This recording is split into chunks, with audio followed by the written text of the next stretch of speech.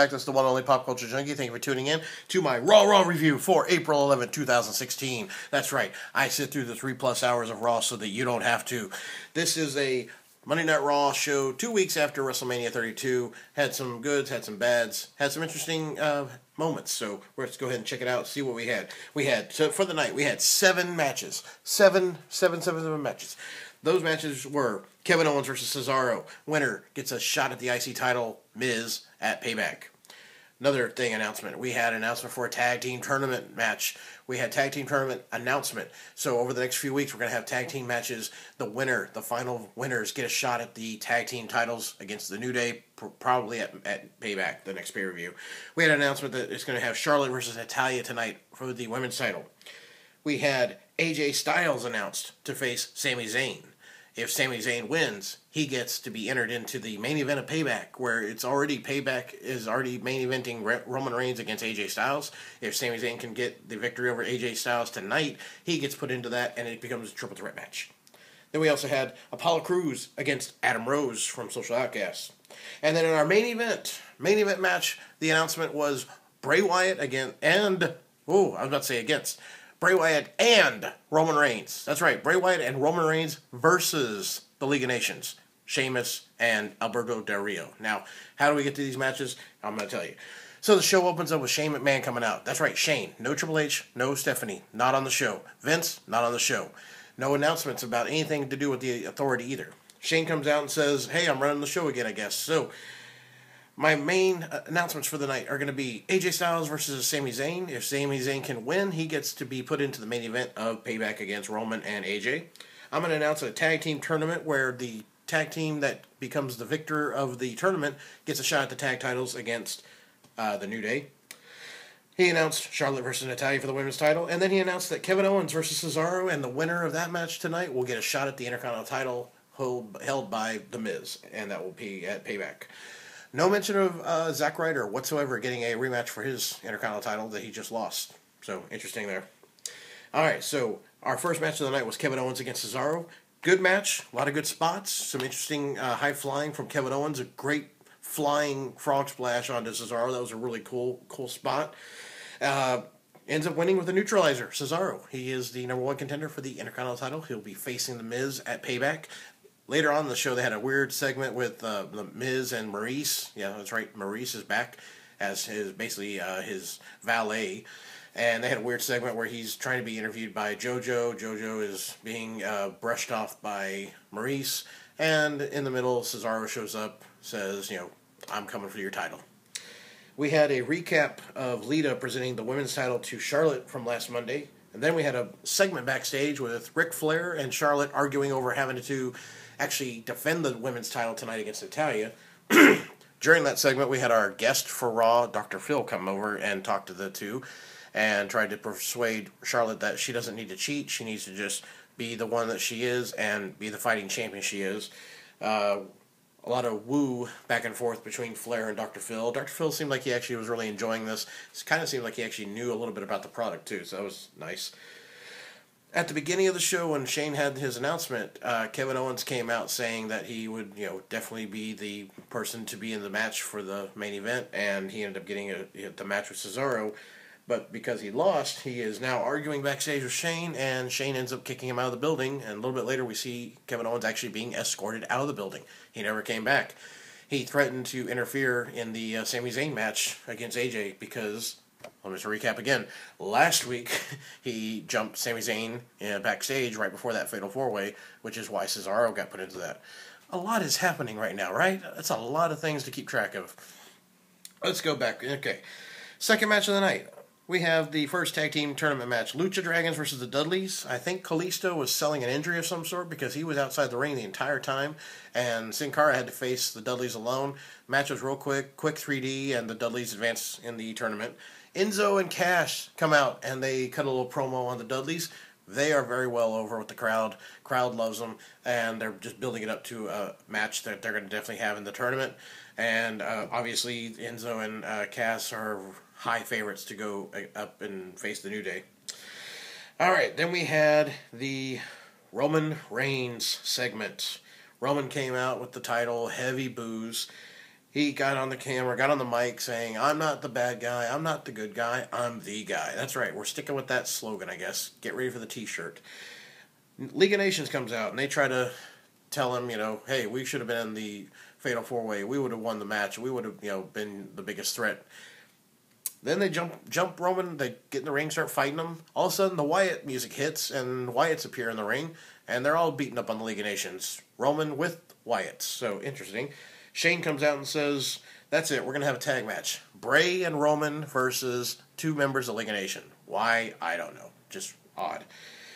Then we had 2 segments, 2 little vignettes with the formerly Los Matadores doing a gimmick about Puerto Rico being the shining star of the Caribbean. I'm not sure where they're going with this. This is going to be either a new tag team gimmick or what. They have not made any other, mentions. All right, so we had Dr. Phil come out for the women's match. Byron interviewed him while he sat next to the ring announcers. So we have the women's title match, Charla versus Italia. Decent match. I kind of wish they would stop doing the thing where as soon as the match starts, Natalia's going for the sharpshooter or Charlotte is going for the figure 4. It's like there's no build-up to these awesome, legendary submission holds. Like, hello, people work the leg, work the body part that it's going to hurt. But it seems like any chance she can get, Natalia's just like, let me get you in the sharpshooter. And it's like, but if she's not even injured yet, if you haven't even been fighting anyone yet or building or working on the leg or the back, what good is it? She should still be full strength and can kick out of that submission. Anyways, the match ends with Ric Flair pulling the referee out, causing a DQ. Natalya wins by DQ, but no title change. But Ric Flair pulls the referee out of the ring just as Charlotte is tapping. So Charlotte did tap to the sharpshooter, just not during the match itself. And Dr. Phil quoted at ringside saying he was disappointed with how the match ended because of how he thinks Charlotte should do all this without cheating. But he is very enthusiastic and happy for the direction that the women's division is going and how they can be a great leader in the sport. I love how he put sport, not sports entertainment. Awesome. All right, our next match was the tag team tournament match of the Usos against Axel and Slater of the Social Outcasts. Quick roll-up by one of the Usos to Heath Slater, and the Usos advance in the tournament. Then as they celebrate, Luke Gallows and Carl Anderson jump the Usos from behind. Huge Bullet Club chants. A lot of Bullet Club chants. They beat up the Usos on the inside, outside of the ring, and then the referees had them leave. But good impact. Great to have it done in California, where Anderson was really big with the PWG. All right, then we had next match was before the match actually we had a Renee Young interview Sami Zayn. AJ interrupted the interview saying, "Hey, I'm the #1 contender and I'm going to stay that way." But he did praise that how they are both finally in the WWE after traveling all over the world, and it's, they're where they should be. So AJ Styles against Sami Zayn, excellent match, a lot of cool high spots and just a lot of good wrestling, of course. Couple of really crazy moments. There was a really crazy moment where Sami Zayn's setting up AJ for a superplex. AJ pushes Zayn and Zayn flips backwards, lands on his feet somehow, but it also looked like he almost basically landed on his head. But he stood right back up and then just kept going. But very good match. AJ wins with the phenomenal forearm. The crowd was kind of divided when the pinfall happened, though, because you could tell they were in favor of Sami Zayn being part of the main event for Payback. But I'm actually happy because AJ needs to have some steady victories leading into Payback. I have a feeling they're going to have Reigns win just because they believe him as their guy. But AJ needs to have steady wins leading into this, especially if he's going to end up just losing to Roman. Right, so from there, we then saw Shane with AJ and Sami Zayn backstage. AJ and Zayn shook hands. AJ's like, "Hey, it was just my time. You got future shots. Don't worry about it." Jericho came out for the highlight reel. He said his greatest guest of all time is going to be tonight, and it is himself.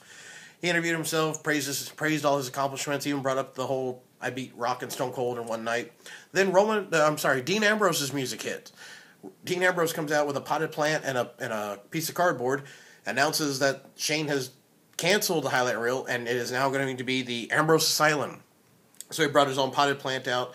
He taped the cardboard up on the Geritron, where it had Ambrose Asylum written on it. He tried to do kind of an interview segment with Jericho. Jericho just sold being mad, ends up slapping the microphone out of Ambrose's hand, and Ambrose gives him dirty deeds, and that ends the segment. I'm sure this is leading to a match for them at Payback, but it would be kind of awesome to see Dean Ambrose try to do some kind of a talk show Ambrose Asylum thing, just because he is really good on the mic. Alright, so then we had a SmackDown announcement for the tag team tournament. We're going to see Ascension versus Enzo and Cass, and then we're going to see Goldust and R-Truth against the Vaudevillians. So the winners of those matches will advance in the tournament. Then we had a real quick, weird throwaway segment with Dr. Phil, Goldust, and R-Truth. Then we had a Baron Corbin vignette. Then we had a backstage vignette with Bray saying that Roman can trust him, and then actually said, LA, we're here. And then he came out on his own, though, just him. No Eric Rowan or Strowman at ringside. So we have the match, Wyatt and Roman versus Del Rio and Sheamus. Roman, of course, came out to heavy boos. Whenever Bray came out first. They cut to commercial. When they came back, Bray was just kind of sitting there in the corner, kind of Raven style, chilling. And it really looked like he was just like bored. And I thought, wow, this is probably how a lot of the crowd feels, because they did feel really flat by the time the 3 hours had passed. This match didn't start till like 2 minutes before the end of the third hour, so they went long.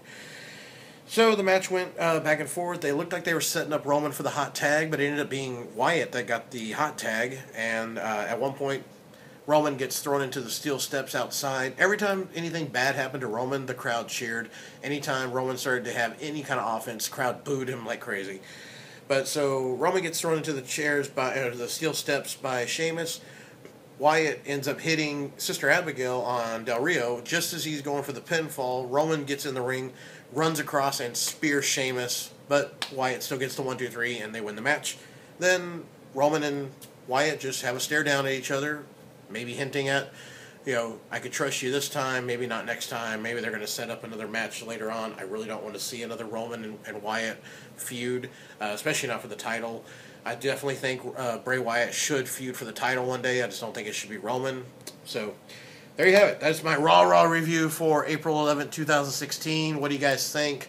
I think they're doing okay. They did okay for the first 2 weeks after Mania, but I think they're going to need to realize they can't just do surprise announcements or surprise, appearances like the Luke Gallows and Carl Anderson, or the Baron Corbin and Enzo and Cass from last week. They're going to run out of stars that they can do this with, and they need to just focus on having better matches and better storylines. They definitely need to figure out something else to do besides some of these bad segments with like R-Truth and Goldust. The Miz was not a good segment. Some of this stuff they can improve on. But it felt very nice to not have authority stuff going on. Triple H and Steph were not there. Vince wasn't there. And it was refreshing. So it was a nice fresh breath of fresh air. There you go. So if you enjoyed this video, give me a thumbs up. If you didn't, give me a thumbs down. If you have seen Raw, leave me some comments below. Let me know what you thought. If you haven't done so, hit that subscribe button, and you can check out all my previous reviews on Raw, as well as my other unboxings and many other unwrappings. Make sure you check that little exclamation point there and leave your feedback that way so we can all share and see what the feedback and feeling was for this episode of Raw. And until next time, I am the one and only Pop Culture Junkie saying, hey, I watched this show and give you a review so that you don't have to sit through the 3+ hours and save you some little time. Till next time, I'm the one and only Pop Culture Junkie saying, to me, wrestling will always be real.